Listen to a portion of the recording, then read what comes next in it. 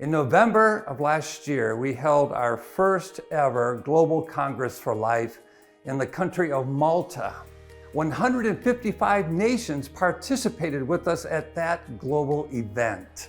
They met with the Father to learn more about his heart for life, and they had this overwhelming sense of unity that came out of that meeting.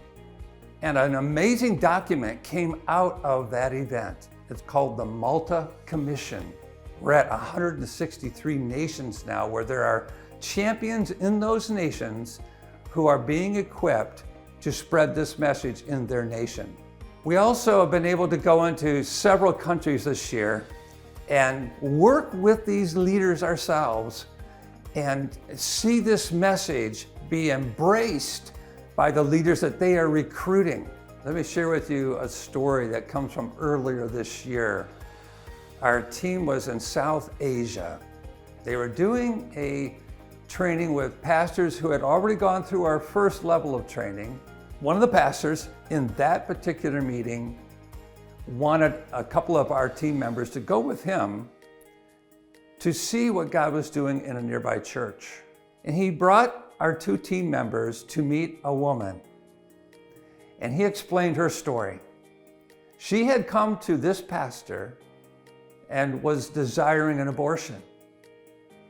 He then talked to her about what he had just learned through the Journey of a Life Giver training. And through that discussion, she decided not to abort her child. And she introduced our team members to this beautiful 2-year-old child. That's why we're doing this.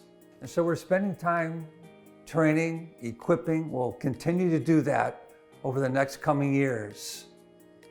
And we'll experience more input as well, learning about different cultures and how can we do this effectively with our leaders. Along with this, we're going to be looking at developing not only the influence over leaders, but how does it become a practical ministry, a daily caring ministry, like a life-giving type of work in locales, in villages, in cities, in nations, so that we can have that one-on-one discussion with a young woman who's facing a crisis pregnancy or other life-threatening issues. And then all of us together working towards another Global Congress for Life in 2028.